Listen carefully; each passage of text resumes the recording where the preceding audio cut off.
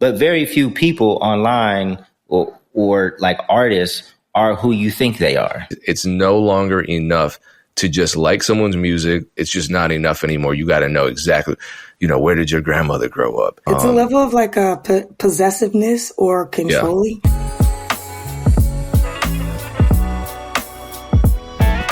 Yeah, just do it quicker.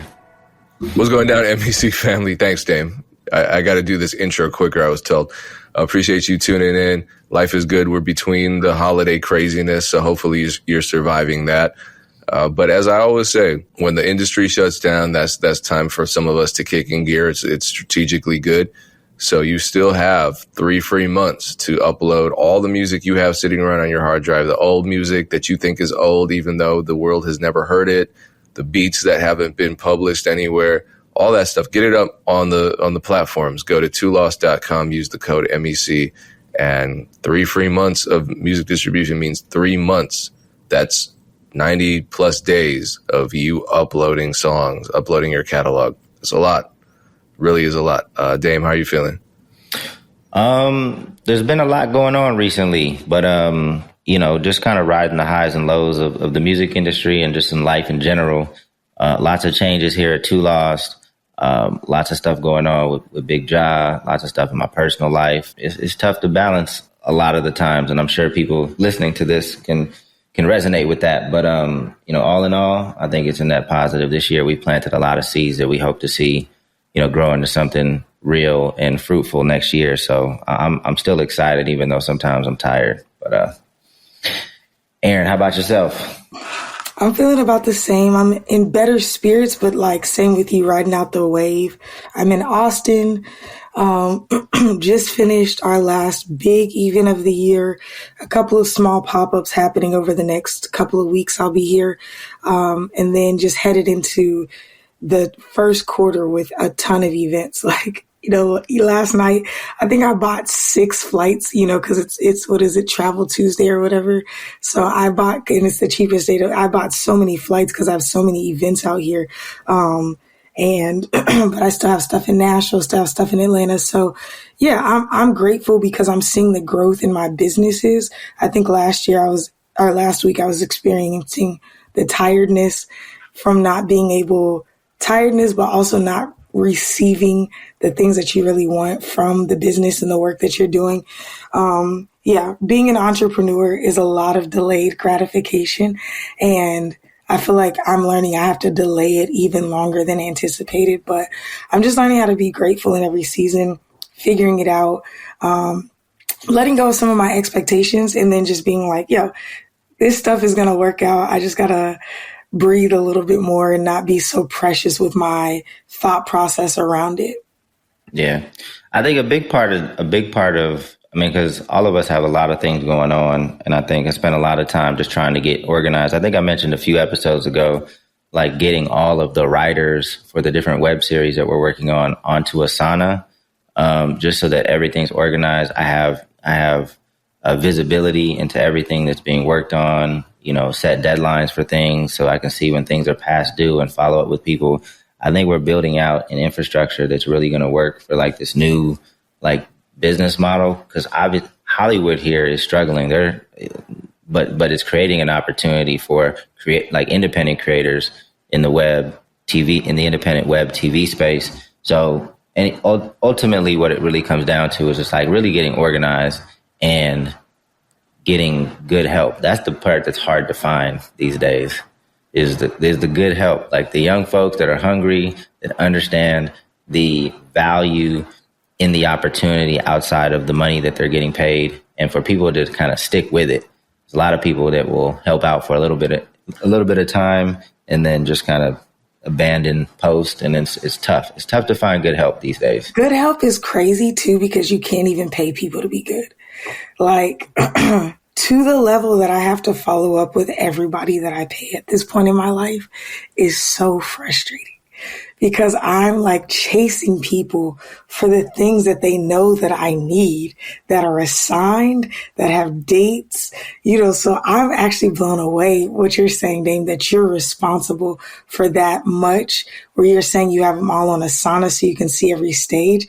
I'm like, damn, y'all need a chief of staff for real, because I only have a handful of people that I'm responsible for. Everything else is more so in-house between me and Brandon.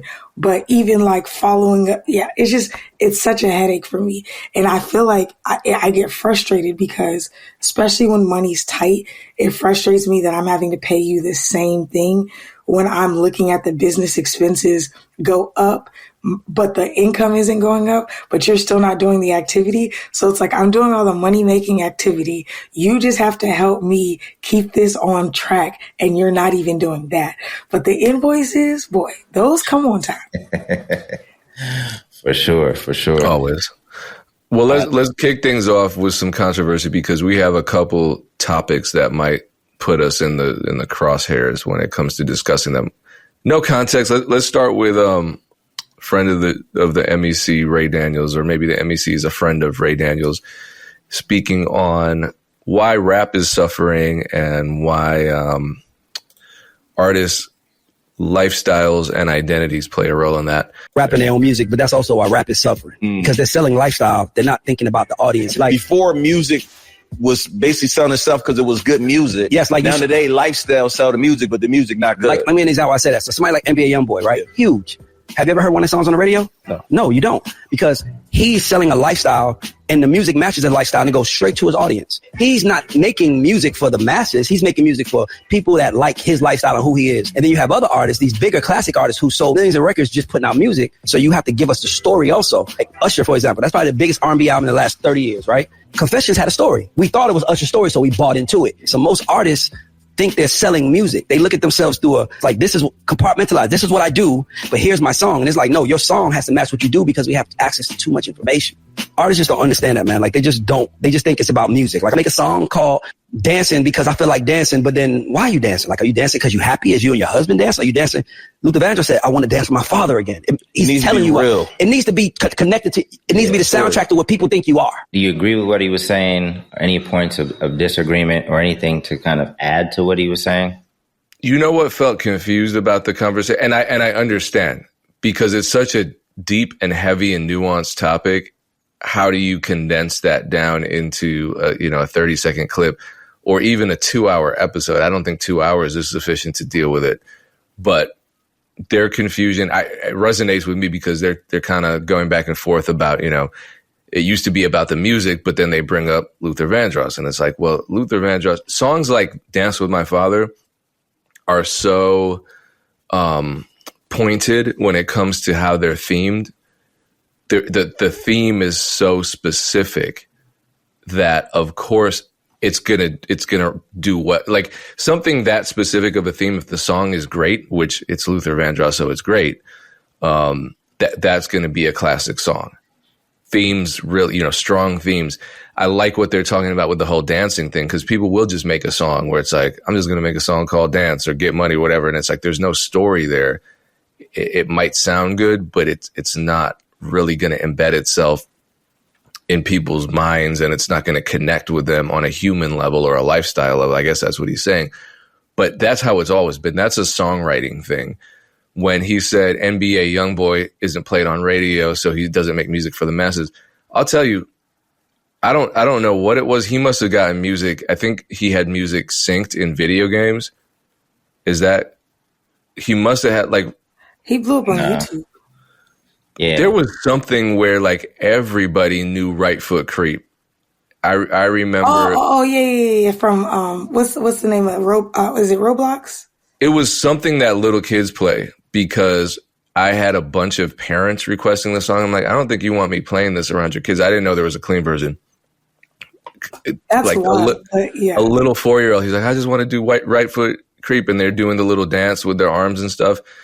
And so I finally got the clean version. So I think people do perceive, when we're talking about other artists' marketing, we don't really know unless we're everywhere. You know what I mean? And if we're not of his generation, which I'm not and Ray Daniels isn't, stuff like that will come as a surprise. We're like, oh, he's not on radio, so therefore he's not being marketed in the same way that Luther Vandross. Well, of course he's not, because it's a different era. So yeah. I disagree with that point, but everything else, I think they're really onto a really complicated conversation about artist marketing, perceived authenticity, the way that consuming music has changed the way we perceive celebrities.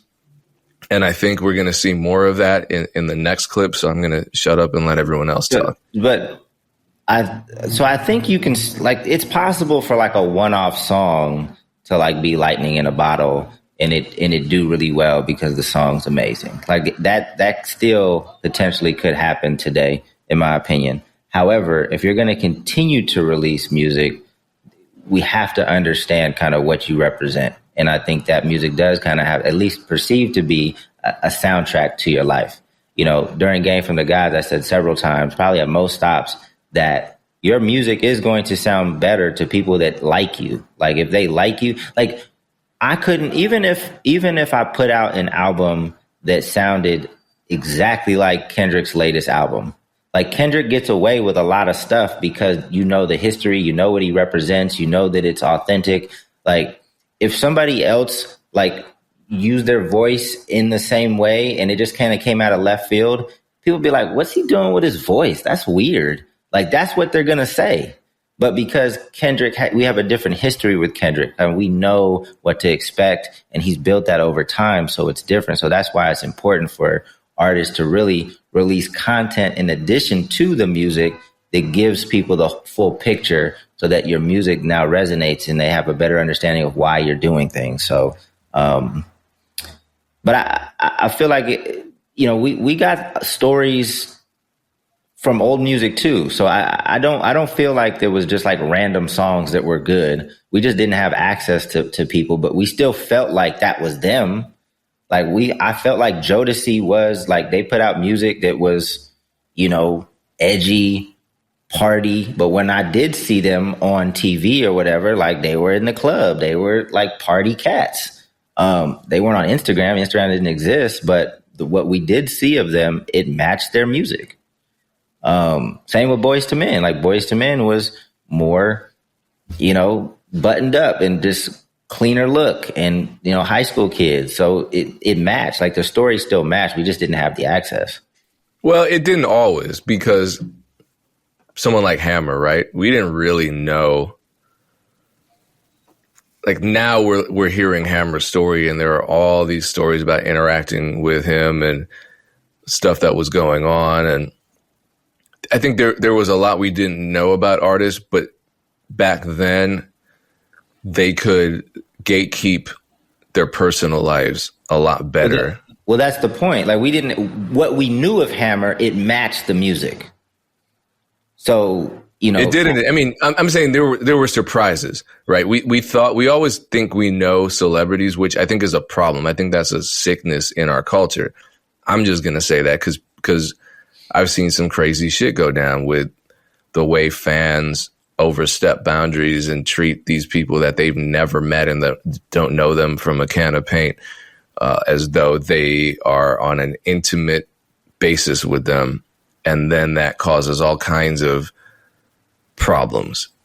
It's scary sometimes. But we've heard the stories after the fact of how Hammer's actually, somebody you don't want to play with. But that's not the image that we were ever given. Because I was Hammer for Halloween one year. Like I had the baggy pants, the glasses, the whole nine. Like you have no idea. Like when things happen, and if we got a glimpse of that, his music would have probably changed, right? Yeah. We knew that Chris Brown and Rihanna got into an altercation that forever changed the trajectory of his image. Now that we know that, he can't continue to make the music that he was making because it was so clean. And, now he has this on his record. Now he starts making rap music and just go in a different direction. Yeah, but like you said, that was the image we were given. And so nowadays with the internet, as we see with the conflict that will not be named, people just dig and dig and dig and dig and create their own theories. And they're so invested in someone else's personal story and their quote unquote authenticity that it becomes an obsession far beyond the music. And so I think that's a major difference between eras. But people are still fronting though. Like, trust me, the people that you see online aren't who they really are. I mean, and if they ever get exposed, That's a fact. like, and if it ever get, but they're doing the same thing. Like, we have, like, fans can dig, and you have to be tighter about it because we have different ways to find out information. But very few people online or like artists are who you think they are. Well, yeah. Everyone has their secrets. Some, there were artists that had to keep secrets, in certain eras, like if they were closeted, or there were artists who were doing horrible things and they had a clean cut image to the public, and they're actually committing domestic abuse, or they're battling a drug addiction, or they're the happiest person on the planet, like Robin Williams, and they're struggling with depression, and then something tragic happens. So yeah, there's always that. I just think there's this shared sick obsession with feeling intimate and feeling omniscient when it comes to these celebrities. It's no longer enough to just like someone's music and respect them as an artist, or whatever the art they give to you. It's just not enough anymore. You got to know exactly, where did your grandmother grow up? It's a level of like a possessiveness or controlling. Yeah. And it's interesting because my take on the clip, and then I'm going to kind of go back into Payne's point, is that I agree with it for the most part, except for when Neo says, it's really at the front of it, he said, I think he said something like, people could just make a good song and it was a good song, but now people are making lifestyle music, but it's not good music, or something like that. He said, I'm going to always, this is a hill I will die on. There is such good music out. It may not be what's on the radio. It may not be what's in your feed, but there is too much music being put out for you to say, by and large, music is not good, which is why I started bringing my listening lounges to life. I used to drop a playlist every month for over 2 years. Nobody ever listened to it. And it wasn't, sometimes it'd have like more mainstream music in it, but like it was, I had different genres.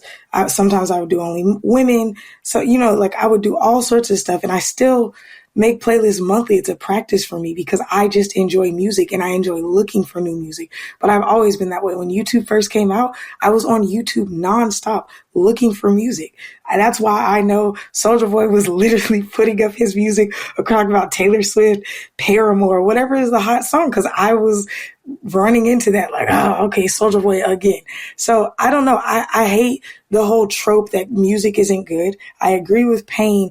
It's like the methodology and the mechanism. NBA Youngboy is on the radio if we're equating what the consumption habits and the mass exposure that he's utilizing now to the same airways. Like he's utilizing YouTube. He really Payne. He blew up on YouTube in a pretty niche way, and then got on. Is it Roblox? I can't remember. Whatever the dance they be doing the dance thing. Then he blew up on there, but had to have the edited version, but is continuing to do stuff on YouTube. But in such a dynamic way. Fortnite, that's what it is. I say, yeah, Fortnite. So then he did it in such a dynamic way that even when songs are being banned and demonetized on YouTube, his fans are still re-uploading them, and it's getting millions of streams on their YouTube pages. Do you know what I'm saying? So I feel like that's the radio for NBA Youngboy, because people aren't in their cars listening to the radio. I don't disagree with what Ray is saying, because I do think it's shifted from more just music to lifestyle. But I also feel like that's just the way of the world. I remember when I first got a digital camera in high school, all of my friends were like, but you don't have a MySpace. And I was like, okay. And they were like, well, why would you want a digital camera if you're not going to show everybody your pictures? And I was like, because I'm taking the pictures for me, right? This is me in high school. And it was right when MySpace was like massive and everyone, top 5 was shifting daily. And I had a friend was like, I'm going to make you a MySpace. And she made me one. I logged in occasionally, but I think my whole life, I've always had this interesting confusion about why people care so much about people they don't know, right? So this is something that I can't diagnose or really dive into, because I feel like you can be sitting next to your cousin and not remember their birthday, but you can run down stats on a celebrity during Thanksgiving. And I think it's sick. I think it's weird, but I also think it has something to do with people feeling like they need a level of control or a level of engagement with something beyond themselves. So I'm not mad at it. I just think the world is in a weird place. I think music is different and consumption habits are different.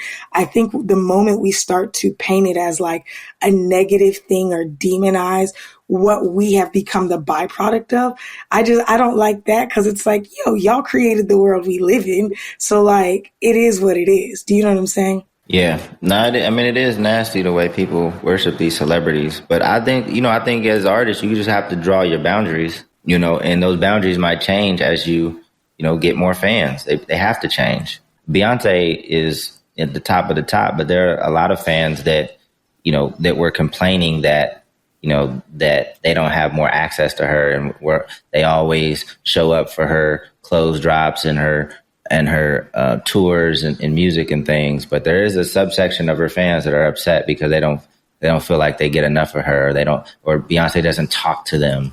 People are so weird, but that's part of the reason people love her, because they don't know much about her. Everything is them speculating and drawing conclusions. Have you ever seen the Beyonce think pieces on Twitter? Them shits be like seriously, I'm not even joking, like 30, 40 tweets long. Sometimes I'll start reading them and then I'll be like, I'm not doing this. Like, it's just, they have the think pieces and then the beehive rallies around it and then the argue and disagree. I feel like that is part of the reason she's so massive, because she is less accessible. She's last of a dying breed.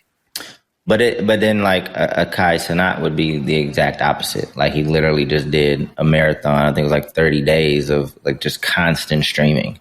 24/7 for sure. You have to draw the boundaries for what's healthy for you, and probably check in and change those boundaries as your career progresses, for sure. They're also like 30 years apart, right? Beyonce is like 50, verging on 50. No disrespect, maybe late 40s. Is she late 40s? No, she's in her 30s. Hold on. No, she's not in her 30s. No way. She's definitely not in her 30s. Oh, she's 43. Yeah, so so they're 21 years apart, or 20 years apart, because Kai's either 22 or 23.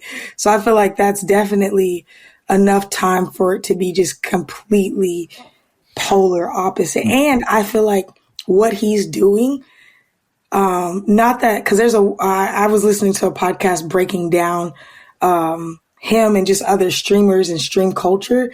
There's a woman who's also has kind of a steady, constant stream, but I feel like specifically what he's doing is very like testosterone driven, even though I just think that because he's a man, he could do something like that. I think there's a part of, and I don't want anybody to eat me alive, but I feel like there's a part of womanhood and femininity that has to be clandestine or like unseen or untold. It's got to be like a mystery, and that's kind of what attracts people. Whereas a guy could just be in your face all the time and people are like, this is great.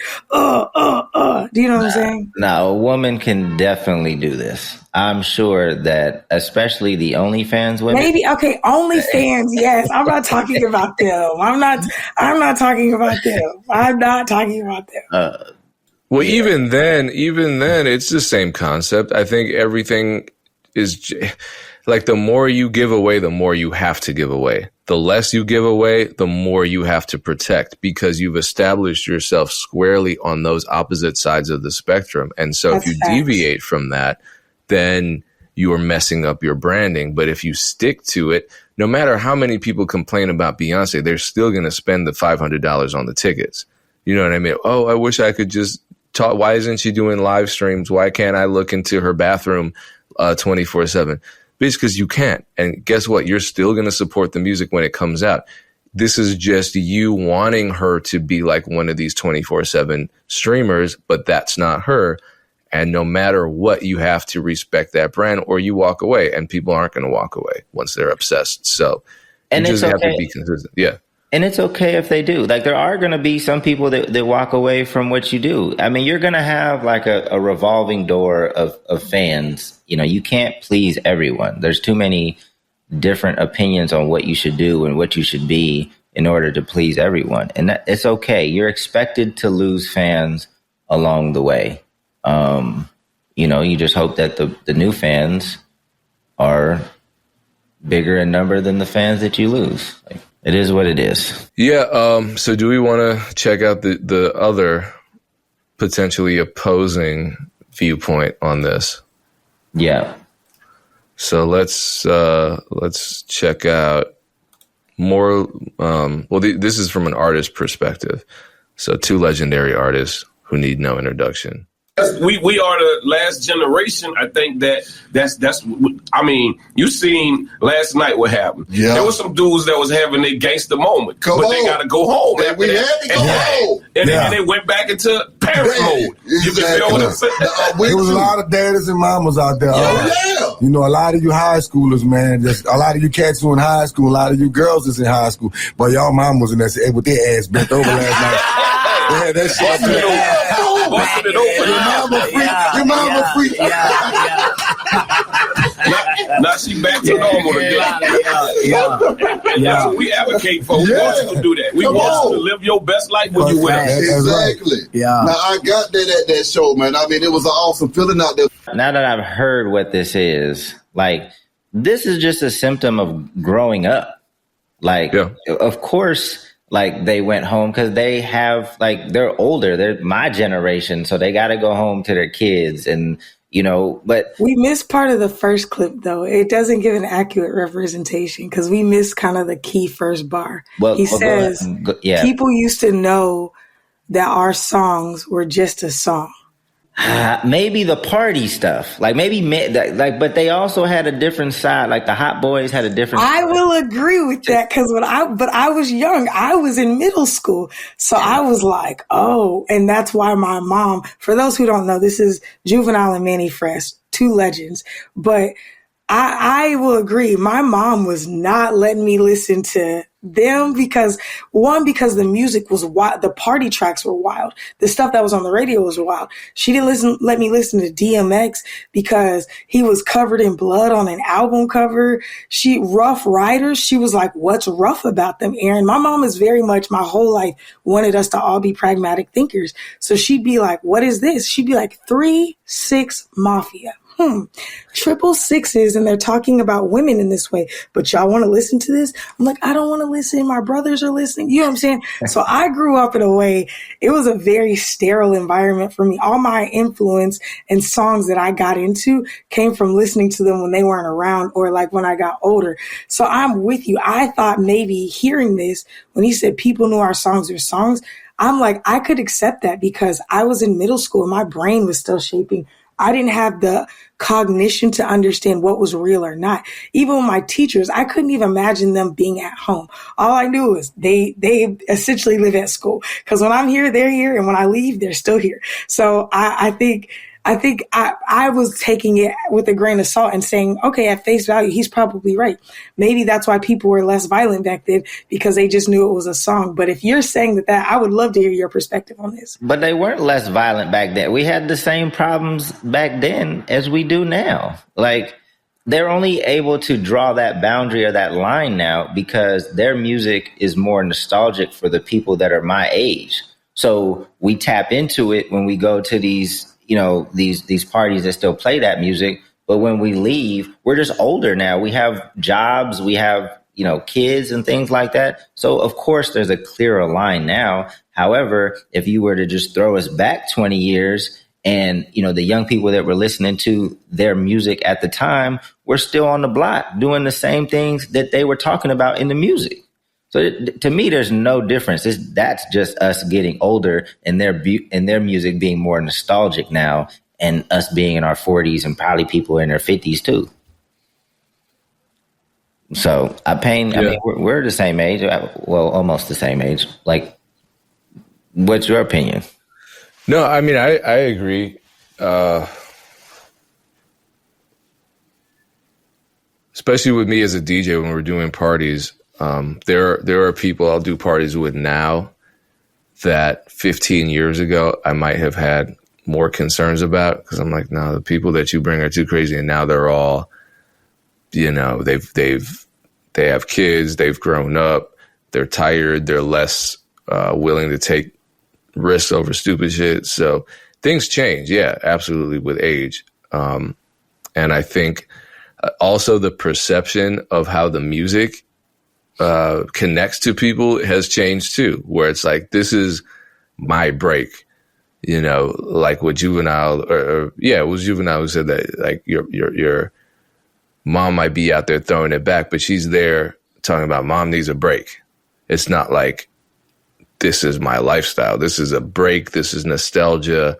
And the wild part is, we've gotten to the age where all the music that our parents tried to actively keep us away from listening to because of the influence, now our kids are kind of laughing at and looking at it as old people music. I'm like, how the fuck is Beat the Dick Like a Motherfucking Drummer Chick? How is that old people music? That was wild back then. Well, no, it's nope. No, that's old people shit now. Well, it's just because literally the number of years, like it is super old to them. But the culture change. You never thought you would hear a teacher, you know, like at age 10 to, you know, whatever I was listening to back then was so controversial in mainstream America. There's no way I expected one of my teachers to listen to, which in reality, one of my teachers did put me onto a bunch of music, thankfully, you know, and I'm indebted to him for that. But you didn't think your teachers were going home and listening to, you know, Uncle Luke or whatever, and they were. So it's just funny to see to end up as an adult and see the kids' perception of what we're listening to now. But I don't know if they consider old people music. Most of Glorilla's tape or project was redos of late 90s and early 2000s hip hop hits. And that's like, I think I saw a study like at the top of this year or end of last year that was talking about like a third of all top 50, whatever, I don't know if it was hip hop and R&B, were just like redos essentially from that were on the charts either last year or this year. It's wild. So I don't know if I haven't heard that, but I do get the perspective because it's kind of funny. It's like this super provocative shit is now old head music. Well, so was the stuff we used to listen to. It was based on James Brown breaks, or it was like a P-Funk interpolation on the hook. You know, what's Adina Howard? That was, for the time, that was kind of a risque song, Freak Like Me, but that was a Bootsy Collins hook. So that was old people music. We're not listening to Bootsy Collins today in the club. I can get away with playing Adina Howard if it's the right crowd. But, you know, there are, I see what you're saying. I think the younger generation is more amenable than previous generations to listen to nostalgic music. And I think a big reason for that is because of access. I think we've talked about this before with Spotify. They can listen to whatever. So if a Juvenile record comes up, or Mark Morrison comes up, something like that, they know it. It's catchy. Timeless music is timeless music. They like it. I can play it in the club, and there will be, 45-year-olds dancing with 25-year-olds. And TikTok got the babies singing to Keisha Cole right now. That was when I was in middle school. Same with like, there's so many songs that are like coming back up, like Landslide is starting to come back up on TikTok. And I'm like, yo, it does my heart good because some of these classic records, I feel like really ground that. I feel like that's what happened with Fast Car. I know Luke Combs did a redo of it, but I feel like it popped up on TikTok for a little minute and then he took it and ran with it. And then it was Tracy Chapman's era again. And then, you know, even like with Beyonce now, like, these people are like so many like influential Black country artists are getting nominated for a Grammy now, even though they've been nominated for country, you know, so I think it's both and. It's one, they're like, nah, I'm not messing with this, but it's also like, oh, this is the greatest song. Have you heard this? You know, like my nephew is listening to like Bruno Mars' first album. He just turned 6.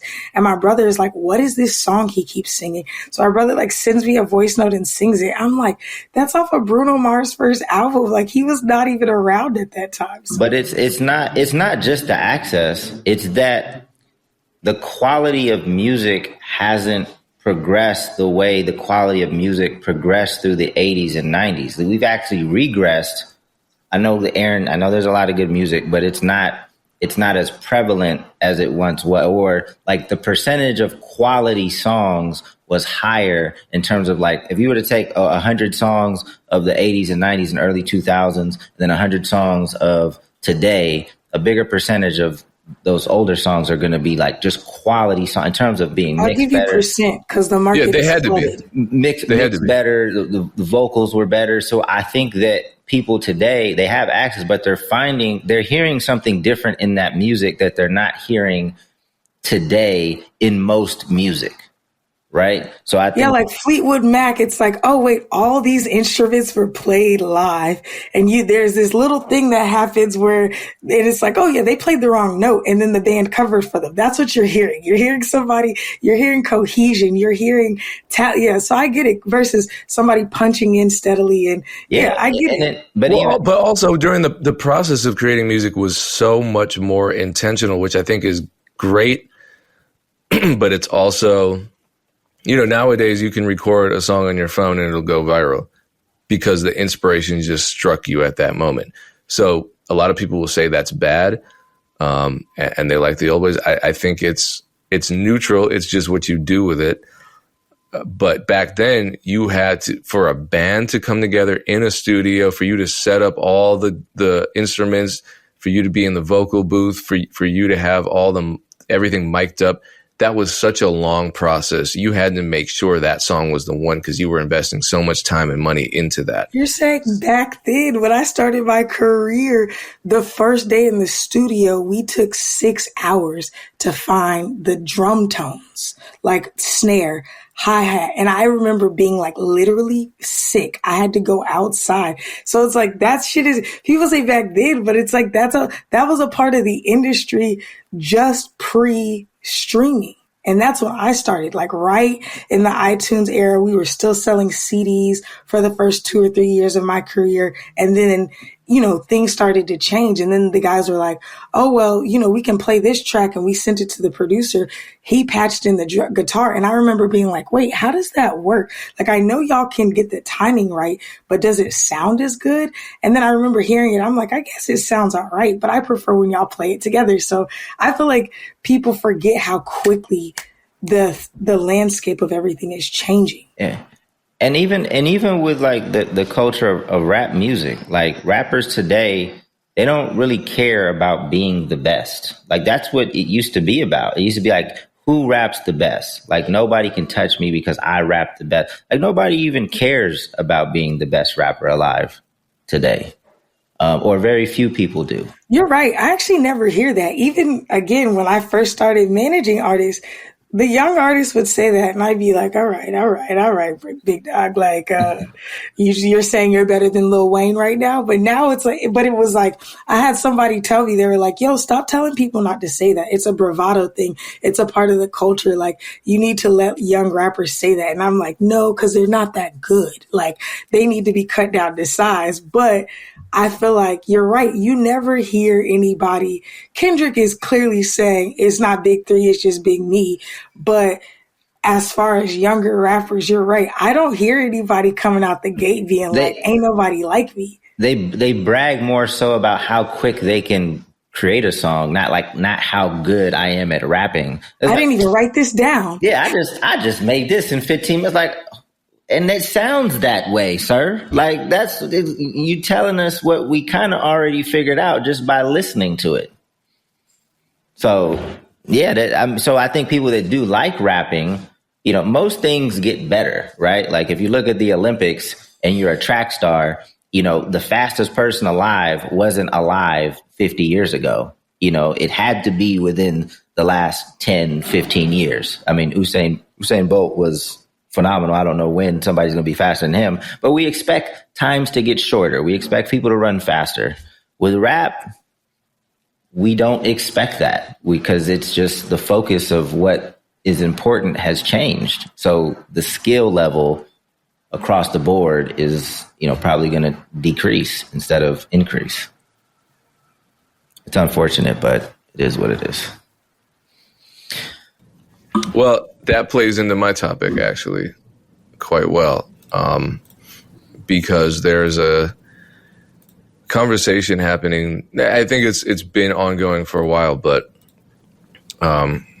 especially Taz Taylor has been speaking on this a lot lately, and it has to do with the make timeless music thing. And producer culture has been compiling a lot of these. So the make timeless music mandate here from Taz is something that's being discussed in the producer community, and obviously easier said than done. But there was a separate video where Taz is explaining what he's talking about, and he just says, don't follow trends, and he's breaking it down by having listened to all the loops he was receiving from Loopmakers and producers, where he was saying, I can tell which era or which year rather they're sending those loops from, because they are they're of a style that is no longer even used, because they were trying to chase a certain fleeting trend at the time, which I think is always good advice. Because if you're chasing a trend, I don't think he's saying don't stay up to date, or don't make music you like even if it's trendy. But if your whole thing is I need to make the most current sounding music, well, the most current sounding music is in the process of being made. So by the time you as a producer are trying to match what was on Kendrick's last album or Travis Scott's last album, it's already old, because whatever is going to come out on the next album is going to be the new thing you're going to chase. So there's that. But also there's another video from, part of Taz's conversation is saying artists need to be produced and artists need to be open to being produced. So stop just sending beats. That's also easier said than done. I have some thoughts on that. The second piece of that is difficult to make happen. It is. So here's just a quick clip of Metro Boomin talking about his transition into becoming that producer and playing that role. Right? Yeah, I mean, now it's like they're going to listen to you. They'll listen more, but even like more so in the beginning, like, I'm going to let you know what I think. And I feel like over the years, like the past decade, I've grown from more of a beat maker role into more of a real like producer role, to where like giving you feedback. I might give you some bars. I might help you start this off. I might let you know like, yo, this was hard, but you started to lose me halfway through. Let's just fix that up and then keep it going. And I feel like that's like just as important, if not more important, than like just making the beats. 100%. Because it's like ensuring that the song comes out. Like, I can't just sit there in the studio and you just rapping on the beat and I might not like it like that. And I'm just like, just going with it. Just like, okay. And I have a lot to say about this. What are your initial reactions? So I just don't want producers to hear this and think that they're equipped to play this role just out the gate, right? Like Metro has been in hella rooms. He's probably been under the tutelage of a lot of folks. He's networked. He knows everybody in the industry at this point. He's been a part of some big records. He's been to a lot of shows. He has the experience, the knowledge, and know-how to step into this producer role, to be able to give feedback, because he's had radio records. He's had every experience at this point in the music industry. So he definitely can step into this role. And if you're an artist, you should listen to somebody like Metro Boomin. If you are a producer that's never left your room and you've just been making beats, and you feel free to give your opinions, but your opinion doesn't hold as much weight as somebody that has been in different studio sessions and worked with different artists and learning the business. Like you have to earn, like your opinion has to be earned over time. Like even for me, because I say it all the time, like one of the mistakes I made with Funk Volume was, I came in and just kind of submitted to just being the business guy. Had I known that I would get the experience over time of like I was the one that was interacting with the fans all the time on our social media pages. I would be at every show seeing when the fans tapped in, when they tapped out. Because I picked up that information along the way, I feel like they should have started listening to me about the music, because I see which lyrics are being quoted online. I'm here at the shows. Like, I'm seeing all of this. So as I'm getting that experience, that's when I start earning my stripes, hopefully. And your opinion should matter at that point. I think, Payne, you've mentioned this before. I do think there's a level of understanding that you can gather from somebody who doesn't necessarily have extreme expertise, because you talked about how your sister heard something and she's like, I don't like that. And then you're asking her and she starts describing the different things. And then you're like, oh, it's not actually that. Let me fix this in the track. So I do think getting feedback from novices or maybe less versed people, as far as like being able to articulate what they're looking for, is beneficial. But I'm with Dame. I think you need somebody who's polished, but the way that you get that way is putting yourself in that position. You know, people are like, well, everybody doesn't have access to Taz Taylor or Metro Boomin. That's true. But I've had a lot of young producers, kind of like you said, Payne, send loops.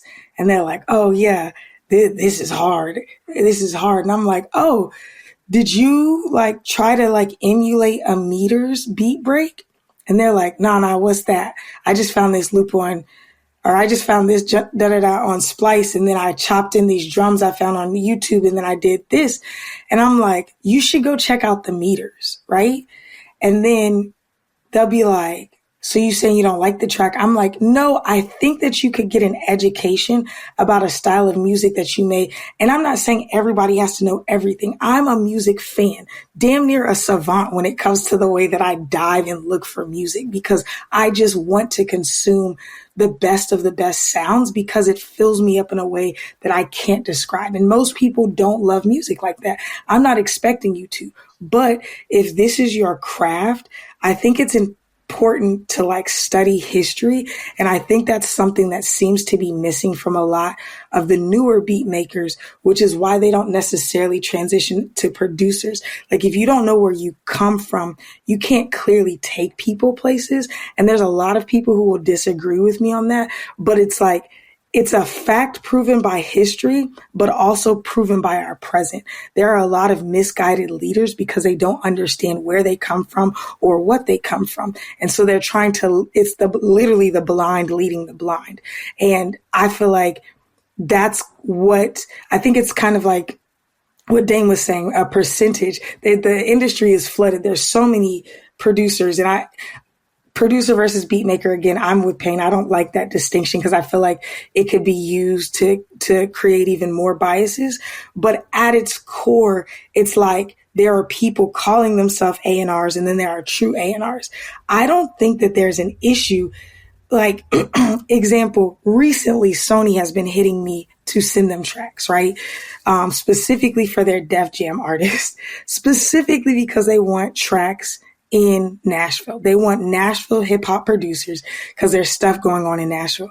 I don't know if it's because I'm talking about it on the podcast or because I'm tweeting about it, but suddenly my contacts in the Sony, Def Jam, that kind of world of hip hop island are like, hey, can you send us tracks from producers in Nashville? And this is what they're saying. They need to be in Nashville because we're going to send the artist down to record in a studio with them. So they're looking for that like sound, that feel, that energy right now. Even the labels and the A&R is looking for development.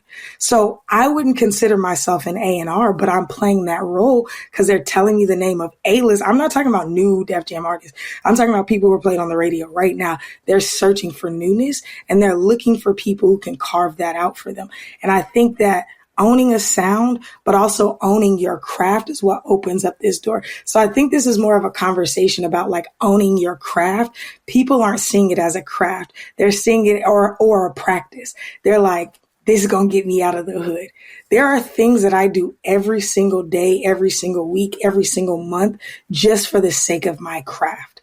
I expand my mind. I learn how to read people. I learn how to decipher things. There's nothing that I'm like, I'm going to now export this to the internet. It's just a part of my craft because I want to develop it. And so I think that this is what that is. It's like, are you willing to say, I am a beat maker, but I need to learn how to be a producer? How do I talk to people? How do I get what I need out of people without them being offended?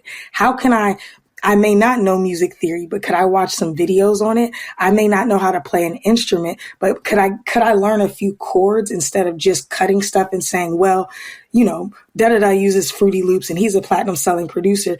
It's not about, does it work for somebody else? It's, are you getting better at what you're doing?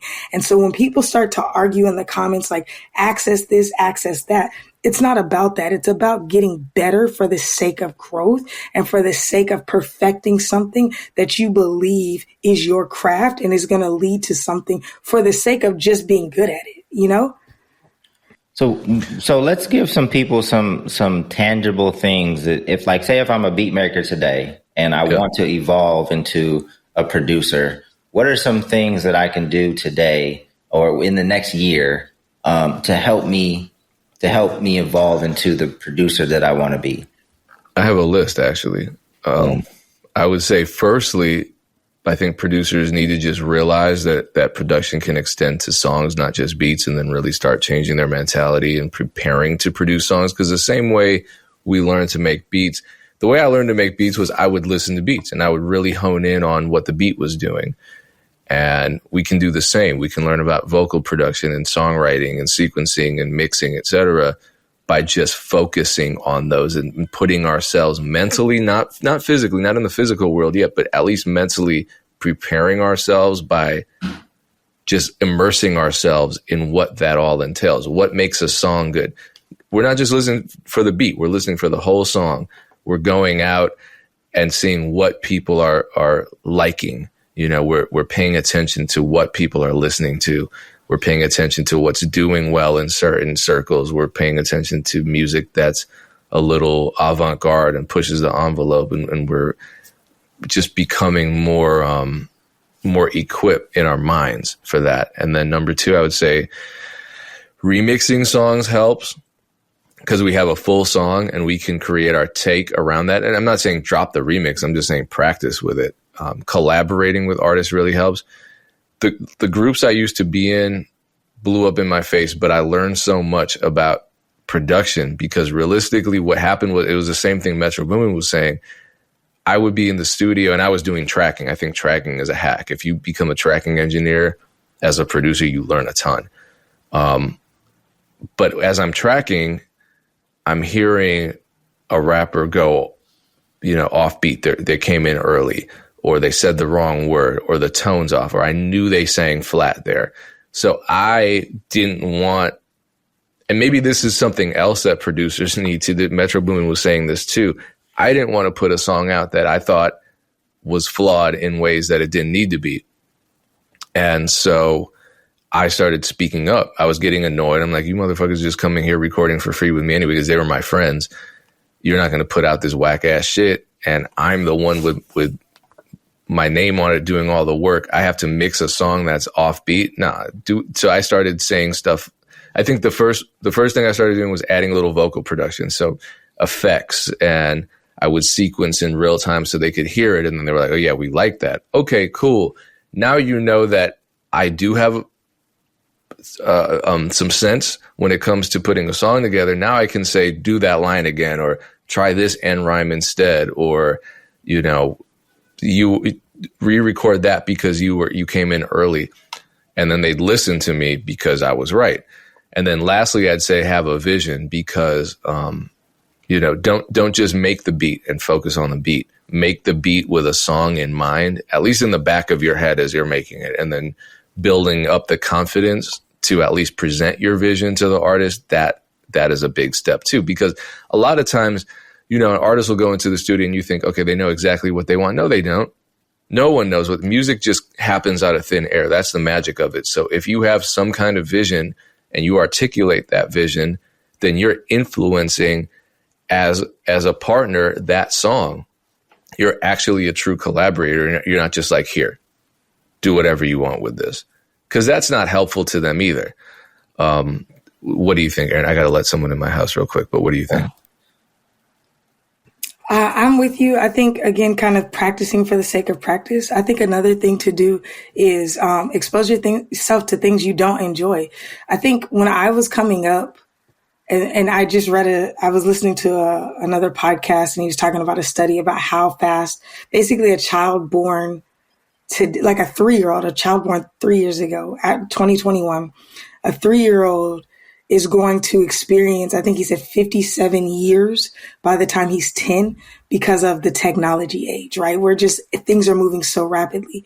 Because of that, we are so used to getting what we want, or I don't like that. I don't like that. Like, I can't tell you how many people are like, no, I don't want to try it because I don't like it. It's like, what? How do you know? Well, I know because I tried something 6 years ago or whatever. I think there's a value in exposing yourself to things you don't know, or you don't enjoy. So for me, like, I listen to podcasts and I listen to people that I don't enjoy. I listen to people whose opinions I don't agree with. I don't listen to people who are disrespectful, but I have a healthy curiosity about people who don't think like me or sound like me or whatever. And my journey with music was like that. I mean, I'm very, very, very, very open to a ton of genres, but listening and exposing yourself to things that you don't necessarily like. So if you're a hip hop producer, everybody's like, yeah, I listen to a lot of shit, but it's like, have you ever listened to a full ballet funk record? Like not just one track or not just Sango for an album, but have you sat and listened to a 3-hour ballet funk record where they're just sitting there and improvising? And you know what I'm saying? Like, maybe exposing yourself to sitting still as well. I think a lot of times we're results driven. So it's like, I'm going to go listen to this one jazz song so I can make a jazz beat and interpolate it. And then I'm gonna put it out and be like, well, y'all don't like my shit. Again, I think there's a level of discipline that comes with practice that allows you to get into the perfecting. My friend Slim Wave, he's now kind of producing most of Summer Walker's records, and he does a lot of the loops that London uses, but he posted a video yesterday. He was playing the trombone and the trumpet and the keys, and then he was doing the talk box. And I literally commented, how many instruments do you play? And he said, as many as I can get my hands on. So I didn't know he played the trombone, and people were like freaking out, but apparently he just taught himself how to play the trombone. But so when somebody says they make loops, my standard is either Payne or my friend Slim. 'Cause it's like, Payne is making loops, but he's doing it every single day.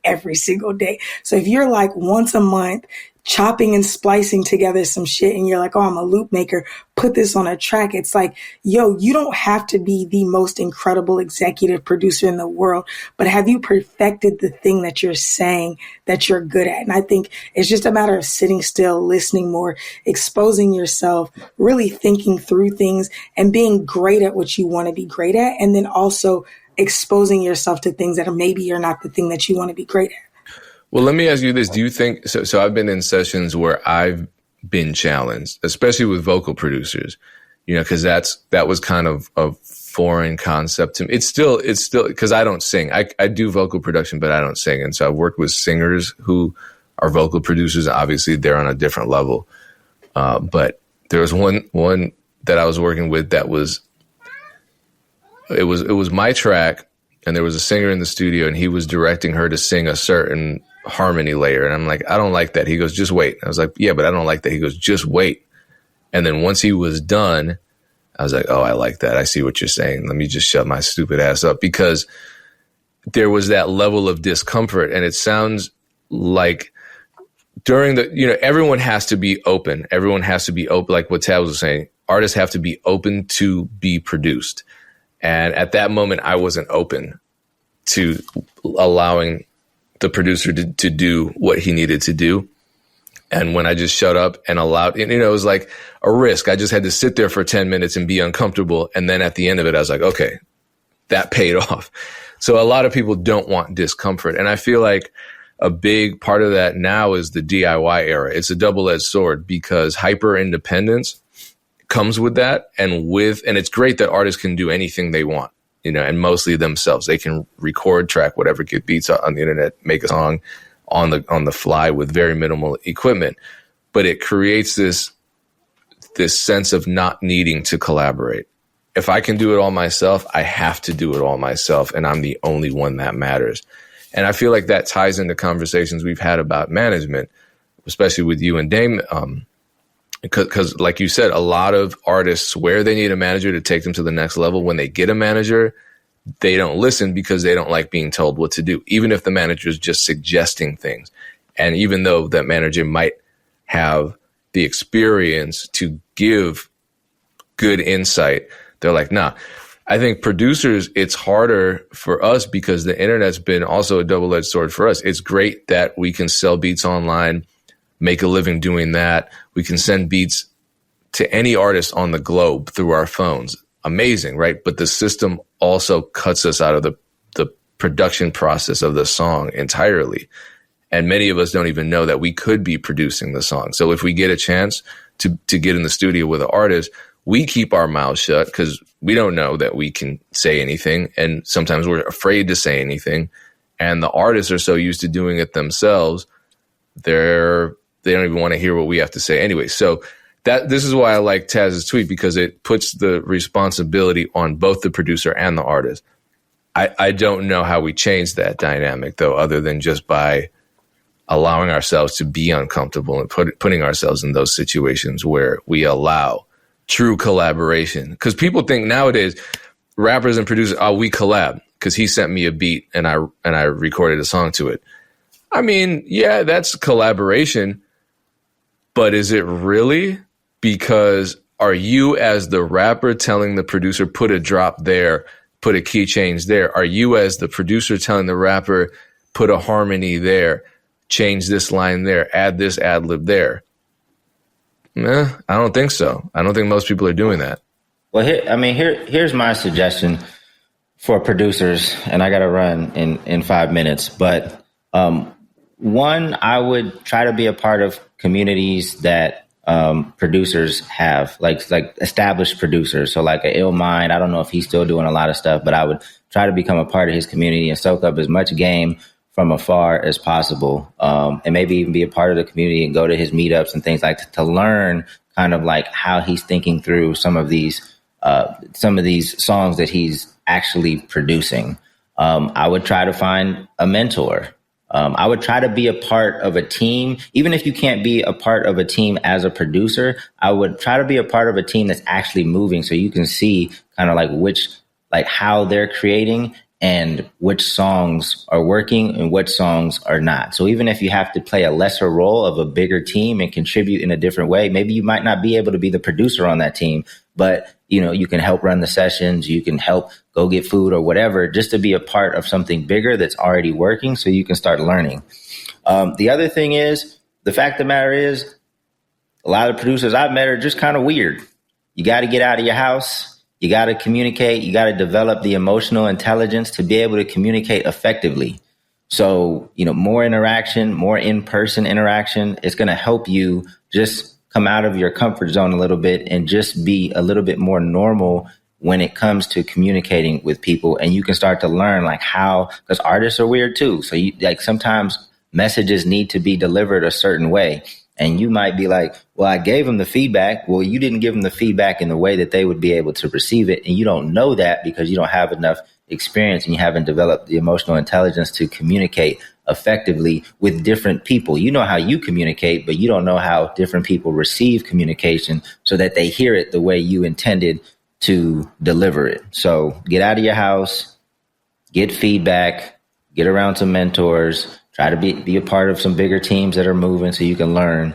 And I think, a medley of that and the things that Payne and Aaron have said, give you the confidence and the experience to step into that producer role. Yeah. And get your beats on the streaming platforms too. Reach more artists. TwoLost.com. Use the code MEC. You can get a lot of beats up in 3 months with that trial. I think there are just a lot of things that we can do that often feel uncomfortable or outside of our realm of experience. But if we're not stepping outside of our realm of experience as we're making music, then how are we growing? And that's just the sad reality. I think life is all about discomfort. It's why people who are sheltered either remain sheltered and live those sheltered lives, or they do something drastic like backpack across some foreign continent. You know what I mean? And those are those transformative experiences. So if they can do that, you can sit in a studio session and take some recommendations from someone who might have decent ideas. But we appreciate you tuning in to the MEC podcast. Thank you so much. Especially thank you for following us to the new YouTube channel and subscribing and engaging with us there. We will continue to drop these episodes. And until next time, we appreciate you. Peace. Peace.